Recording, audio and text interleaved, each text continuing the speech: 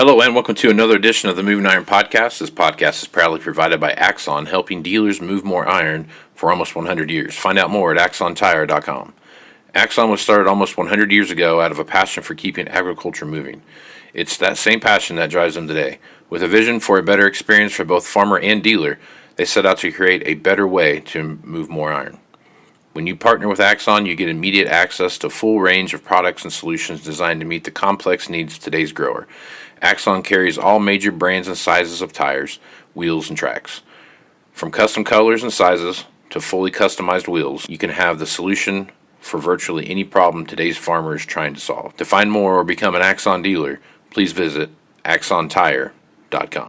This podcast is also brought to you by Valley Transportation. Valley has over 33 years in the trucking business, moving ag and construction equipment across the country. For more information, go to valleytransinc.com or give Parker a call at 800-657-4910. At Valley Transportation, our goal is to help you reach yours. Moving iron in the 21st century.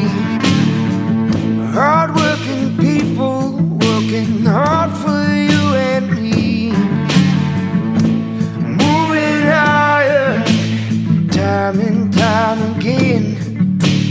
Through the years you'll find us here. Moving iron. Hello and welcome to Moving Iron Podcast number 239. This edition of the Moving Iron Podcast is brought to you by Axon Tire, helping dealers move more iron for the past 100 years. For more information, go to axontire.com.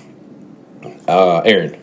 Yes. Most of your closet consists of clothes from a farm show somewhere down the line, right? I try to keep it that way, yeah. Well, then you're going to like this, because Axon has a nice year-end gift to all the Moving Iron Podcast listeners. If you send an email to marketing@axontire.com, you get a free pair of deerskin work gloves, not boots, gloves, sorry. You almost wrecked the internet right there. I almost wrecked the internet. So if you're interested in getting a free pair of gloves from Axon, send an email to marketing@axontire.com and make sure you mention you heard it on the Moving Iron Podcast. So take advantage of that. Also, Valley Transportation's been hauling ag and construction equipment across the country for the past 33 years. Call Parker at 800-657-4910 for your trucking needs. And at Valley Transportation, our goal is to help you reach yours. No matter how you buy ag equipment from a dealer, auction, or a private party, AgDirect can finance it. You can apply at AgDirect online. To learn more about your financing options, go to agdirect.com. All right, Aaron. The end of the year is rapidly approaching. Rapidly. Today's date is the 22nd of December, so we've got exactly 8 days left. 3 days till Christmas, depending on if you are an adult or a child. You got 3 days to Christmas, or 8 days to, think about what you're going to do the evening of the There you go. So you have one of the two things happening there. So one of the things... Christmas is a warm-up for New Year's Eve. That's right. So we've been doing this series on kind of what we think is going to happen in 22 based on equipment. This would be part 3, and in part 3 we've thought we would talk about, your high horsepower, like your typical row crop four-wheel drive or row crop tractors, and then all the four-wheel drives that come along with that. So basically 300 horsepower and bigger is kind of what we're going to focus on right now. Yeah. All right, so... Obviously, right now, at the end of the year, if you wanted to buy a row crop tractor of any kind, they're hard to find. I'm not saying they're not out there, but they're hard to find. There's out there, and you're going to pay for it if you want it, right? Right.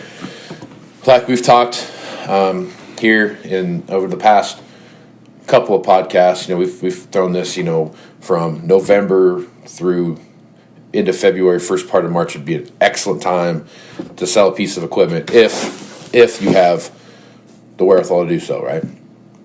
And I still stand by that. I don't think that there's any reason that any of that is going to change going into 22. You mean like it's going to soften after the first? No, I mean we still have that same. I mean, if there's nothing now, there's not going to be anything in January. Right. It's the same. Right. It's the same thing. So you kind of have this. Because I think guys are going to be looking at planning, guys are going to be looking at spring harvest, those kind of things, and what they're going to need going into that. The only thing I can think of is this. I know nationwide there's been a lot of new tractors sold and not a lot of trade-ins. Guys are going to sell them themselves. They're going to keep them, whatever. Mm-hmm. that could be an unknown hidden supply next year. I think it could be. And to your point, yeah, January to March, they're certainly not going to give up and be like, oh, my new one's here. Yeah, I'll just go ahead and trade it. I didn't get it sold. Right. No, because now the clock is ticking for the buyer, right. not the seller. Right. It's on the buyer in today in the real world. Right, exactly. So I think, to your point, it won't happen then, but it could through the year. Yeah. So I think, as I look into 22 and I look at the tractor situation, most all manufacturers, right, have got this kind of not much in the first quarter going down, not much more in the second quarter, even more in the third quarter, and in the fourth quarter, there's even more than that. Now, I'm not making this out to be like by Q4 22, all of a sudden, we're gumdrops and candy canes, baby, we're back in business. Right, right. And the reason that even if supply catches up, demand's still going to outpace it because so much of that stuff's pre-sold.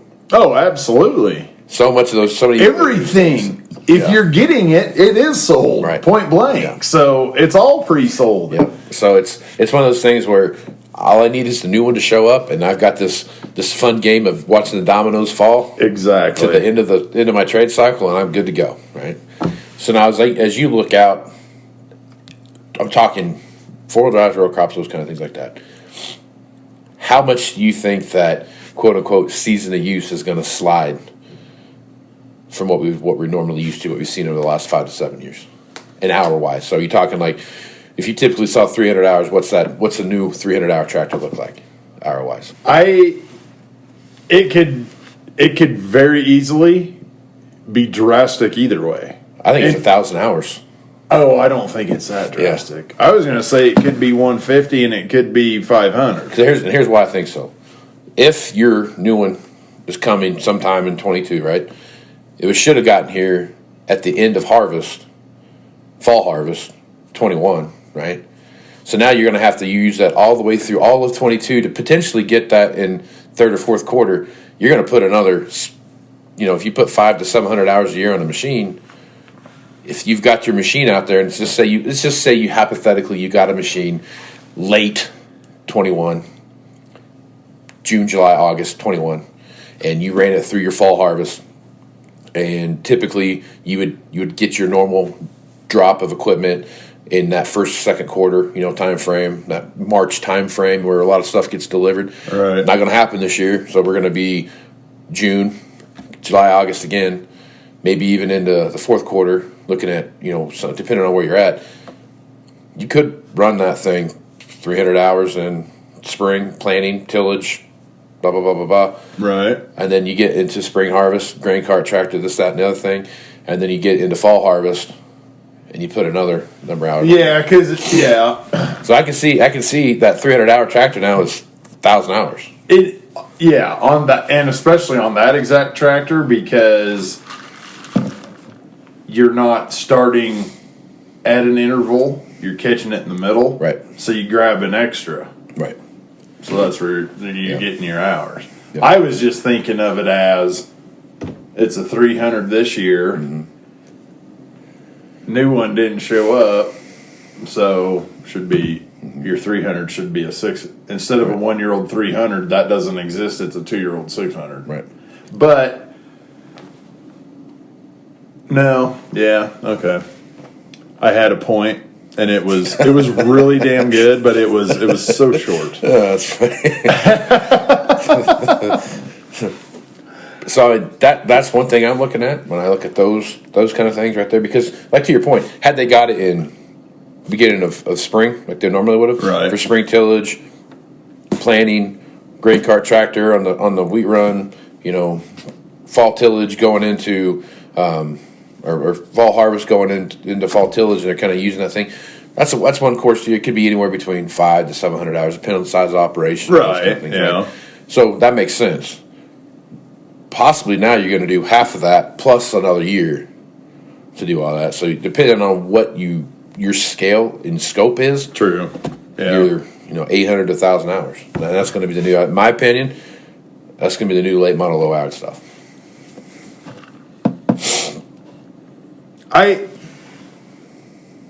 Yeah, I think you're still going to have. Here's what my point was. It's back. Okay. It's back, folks. I am so glad you kept rambling. It gave me time to think.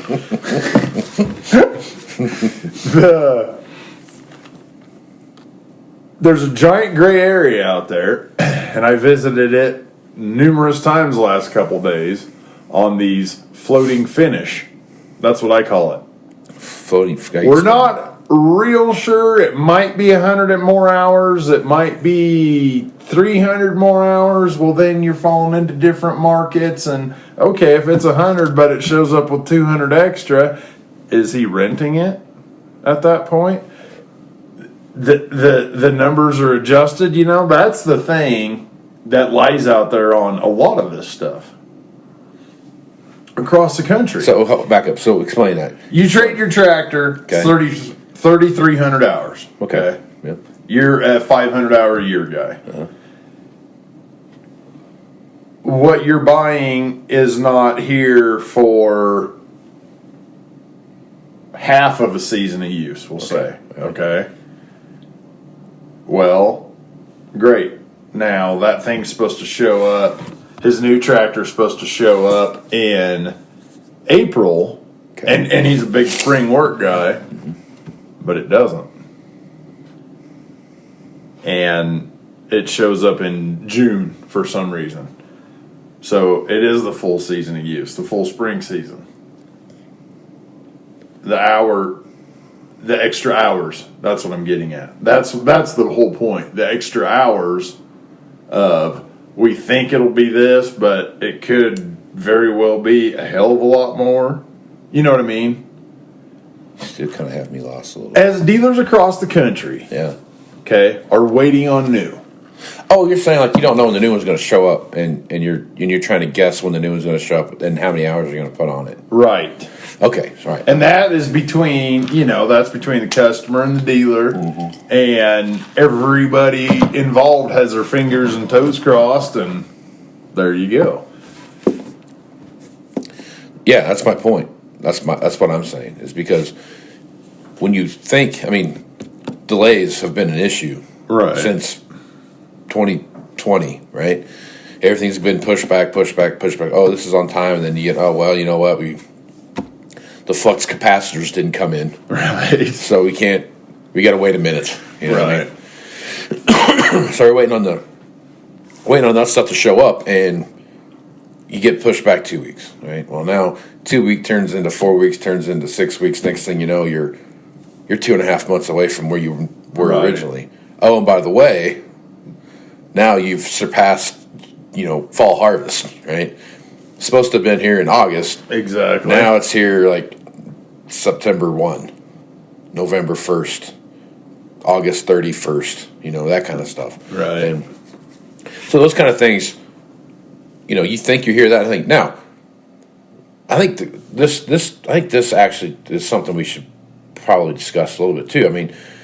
When you look at that specific situation, the way machinery has month over month, like I did a podcast this other day with Kyle McMahon from Tractors In.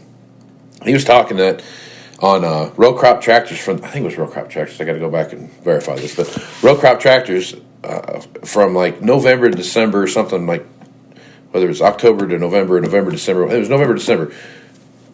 Auction value and retail advertised value, because they're now doing retail stuff too. Right. Jumped 9% in value in the month. Wow. 1 month. Wow. Now, you put that into, you think about that for a minute. Like, we're talking like, oh man, tractors from a year and a half ago were up 9%, and we're over here going like, holy crap, the place is on fire. This is, so think That's about. a lot of damn dollars in 1 month. Yeah. 9%. Wow. 9%. So that means every $300,000 tractor that's out there, that's what, $27,000? We'll do 30 for easy math, yeah. You know what I mean? So, boom, boom, boom, That's just a month over month thing. So I'm not saying that December to January there's going to be another 9% jump, right? So on and so forth. But there very well could be between January and March. There could be another 9% jump, right? And do you think, I find that incredibly intriguing that both markets were the same? Right.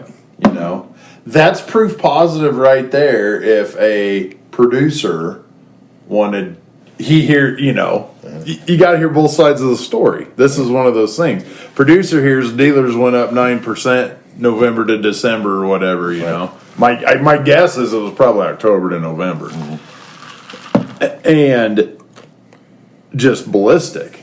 Well, auction did the same thing, and that's them. Right. That ain't us. Right. There ain't a dealer buying anything on an auction because we can't afford to. Well, yeah, but that's the funny thing, though. If you're betting on the come here, right? And that's what we do, right? Right. For the longest time, we were like, okay, we're going to go out here, we're going to roll the dice and hope to God that we get, we make $5,000 or $10,000 doing this. Yep. Dude, if you went to an auction as a dealer and bought something, making that gamble right now, if you gambled that in November, you made 9% in December. Oh, I get it. Yeah. You know what I mean? Right. That's wild. And that's crazy. I mean, you bring something in, you let it sit there, and you let it just you give it a quick minute to kind of catch its breath there on the lot, and all of a sudden, bam, it's gone. You made 9%. You know what I mean? You could see a 20, because that was another thing too. He said between the last 6 months of 21 or something like that. No, the whole of 2021 over 2020, the price of a row crop tractor increased 36% auction value. 36%. Yes. In 1 year. Year to year. 1 year. 1 year. So that's phenomenal. Yeah. So now you start thinking about where. Oh, yeah. You see what I'm saying? Yeah, I get that. And that's why that's the other side of the coin. But it's a huge gray area. Yeah. But it is so batshit crazy out there, it doesn't matter. Yeah, but because at the end of the movie, that thing comes in 500 more hours. Right. Who cares? Thank God we have something to sell. But the other thing about that too is from the buyer's perspective is I want more for my trade. So I bet let's do it, buddy. I'm going to give you market value for your trade in, and now you're going to buy mine from. And guess what? The trade difference is probably the same. Right. Exactly. You know what I mean? You're probably still at the same place you started. What numbers do you want to see? Right. You get your look good or your real? used tractor now is worth $50,000 more than what it was. Right. The one you're buying is also worth $50,000 more than what it was. Yeah. So now your trade value is the same thing, but at the end of the day, your cost of operation went down. Yeah. Because you got more for your trade, right? Right. You're still the same trade difference, but you're out from overall, step one. Yeah. You just you just squeeze the equity. Yeah. You just made it look that much better. Yep. You know what I mean? So all things that I would absolutely financial statement. Those are all things I think are worth paying attention to right now. Oh yeah. I've been giving that a lot of thought lately, just on where these things. How do you handle the situation, and what's it look like? What's fair, what's not fair. How do you make everything work like it's supposed to? And to me, I just think the new one's coming, or the used one from the new one's coming, or whatever it is. And to me, my personal opinion is you got to weigh those things when you're ready to do the deal. That's exactly right. Okay. Now, all that being said, let's talk about four-wheel drives for a minute. Four-wheel drive, awesome. To me, they're the new row crop tractor. Sexy rigs. Yeah. Well, you're kind of right. Everything's so big. Yeah. But also, wasn't very long ago, and 300 horse was not a thing in a row crop tractor, and now everybody and their dog makes a 4. Right. Yep. So. Yep. Times they are a-changing. Yes, they are. So now you start looking at row crop or four-wheel drive tractors. Four-wheel drive tractors are the one tractor spectrum that's out there that is love-hate. Very much so. There's no real rhyme or reason or consistency to what they are. You know what I mean? Right. Because they'll take off and run and be wild and crazy for a minute, and we'll sit there and why are four-wheel drives so? Well, why? And then I remember in the $7 corn era. Yeah. They were soft as hell. Right. You could flip four-wheel drives all day long. Yeah. Yep. Why on earth? And that's just the thing. You'll have a 3 or 4 month run. Four-wheel drives, you can't get enough of them. Right. And then it's just you wake up the next morning and they're like, 18 months of what are we going to do with this? What are we supposed to do with four-wheel drive? Right. Exactly. Well, I don't know. What'd you do with it before? Right. You sure wanted one then. The 4 guys that wanted one bought one. Right. Now what? Yeah. So now, And what kills me is they can have their hottest times in 350 corn and right? 250 wheat. Yep. I think where the 4-wheel drive has kind of made its transition and things have started to drift around is how they're spec'd anymore, right? We talk about this a lot. 4-wheel drives have a lot of them have 3 points on them anymore, but every one of them. I don't want to say every one of them, but I would say 80+% of 4-wheel drives are ordered with a PTO. Oh yeah. And I'm not talking like, the 8440 had its run where I think the PTO and 3-point were a standard. Right. I'd never seen one that didn't have one on it, right?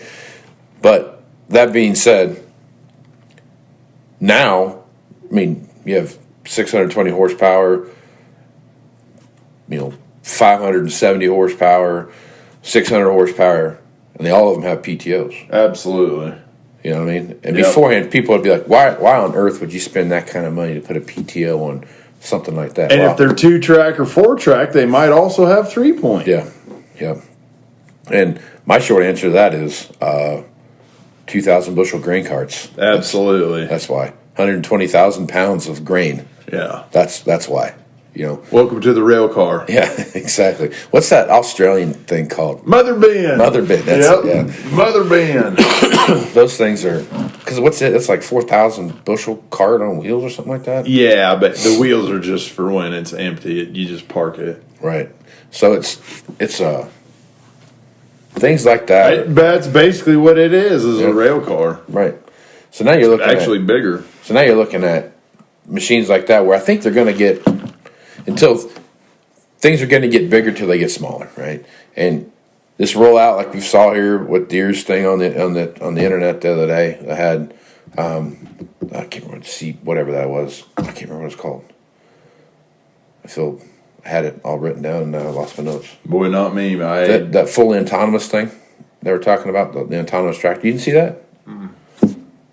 Didn't catch that. Well, anyway, they're rolling out January 4th an autonomous tractor.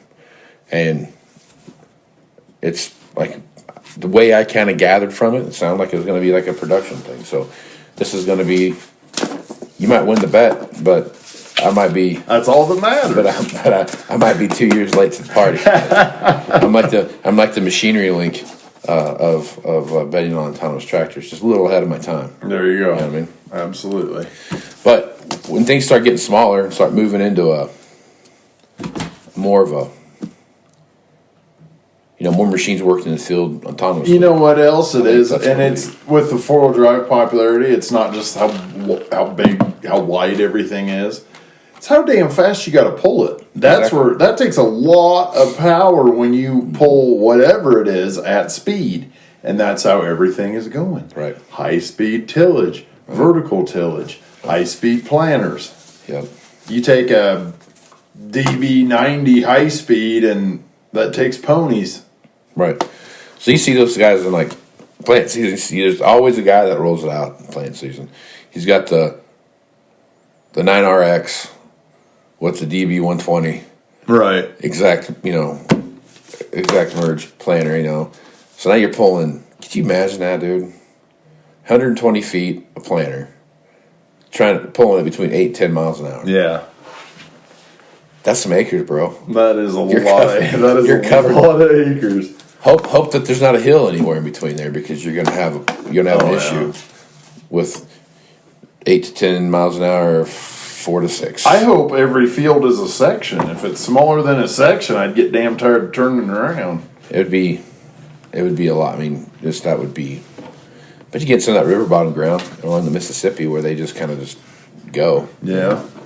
That's a big deal. But I get it. That takes some ponies to do that. Absolutely. Even if you're looking at, like you talk about high speed tillage. I mean, so now you're starting to look at the old rule of thumb forever has always been 10 horsepower per foot. Now you start looking at some of these things. You go take that same adage and put that against the same deal. Not only is it woefully underpowered, you're going to need about twice as much horsepower as you did. So if you have a 30-foot disc, pulling it with a 300 horsepower tractor back, in the old days. Or like 5 years ago. Yeah. The old the old Sunflower 1436 around. There you go. You know, you get that thing out there, and now all of a sudden, that same disc now is going to require almost 20 horsepower per foot. Right. So now you're going from 300 to 600 horsepower.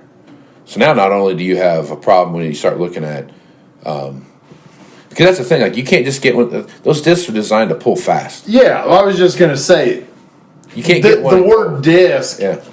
shouldn't really be on them, other than they do have concave blades going each way. But they're nothing at all what the world, like the tandem disc. Right. And that's probably the biggest thing that people don't always wrap their head around with. Well, I have a 30-foot disc, why can't I pull that? Like, I don't think you can pull 20 down the road. They're also ungodly heavy. They're just insanely heavy. Right. So you pull that lead sled through the field as absolutely fast as you can sit in the seat. Right. And you're right. If you go out, you take a Pro Till out and you go out there at 5.5 mile an hour. It's going to be horrible. It's going to be god awful. Yeah. You're going to hate that thing. Yep. You go out there at 8, 9. You have a whole different spectrum. Yeah, love it to death. You're kicking back going like, man, I'm glad I got this thing. Everything, we're in a world, everything is 10 mile an hour. Yeah. That is everybody's number. Yep. Planting, tillage, Yep.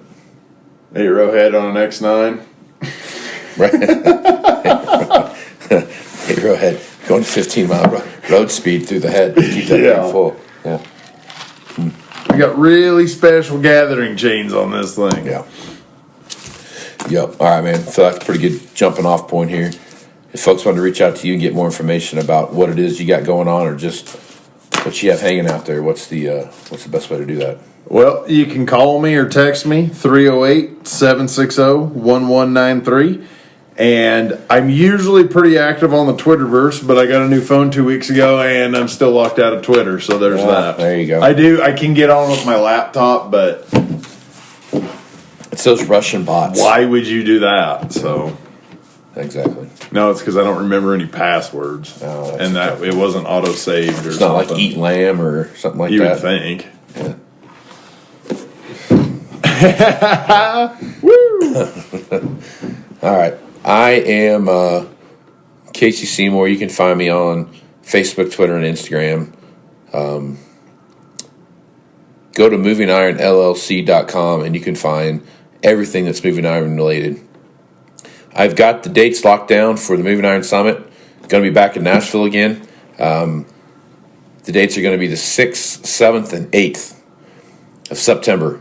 And it's going to be at the Hilton. What days of the week? Tuesday, Wednesday, Thursday. Attaboy. And we're gonna get after it. But it's gonna be at the Hilton Hotel there, right downtown Nashville.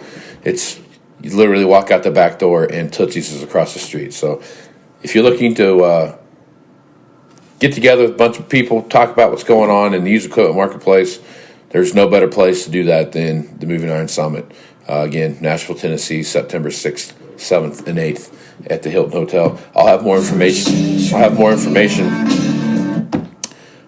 information about that in the coming weeks, how to get signed up for that. So if you're interested in that, make sure you pay attention to what's going on out there, and we can go from there. So with that, Fire the sound guy. Yeah, no kidding. Okay, so with that, I'm Casey Seymour with my man, Aaron Fennell. Let's go move some iron, folks. Out. You want to have a meaningful competitive advantage to help sell more equipment. Whether you represent the sales, parts, or management department of an implement dealership, there's a surprising amount of complexity when it comes to tire, wheel, and track technology. Let Axon worry about that so you can get back to supporting your customers. Axon has leveraged years of experience to create a streamlined process that gives you a proven path to help today's grower and sell more equipment. The roots of their organization go back almost 100 years to the invention of the rubber tractor tire. Supporting agriculture is the number one driver of Axon, from product development through sales and service. To find more or become an Axon dealer, head over to axontire.com. This podcast is also brought to you by Valley Transportation. Valley has over 33 years in the trucking business, moving ag and construction equipment across the country. For more information, go to valleytransinc.com or give Parker a call at 800-657-4910. At Valley Transportation, our goal is to help you reach yours. Moving iron in the 21st century. Hard-working people working hard for you and me. Moving iron time and time again. Through the years you'll find us here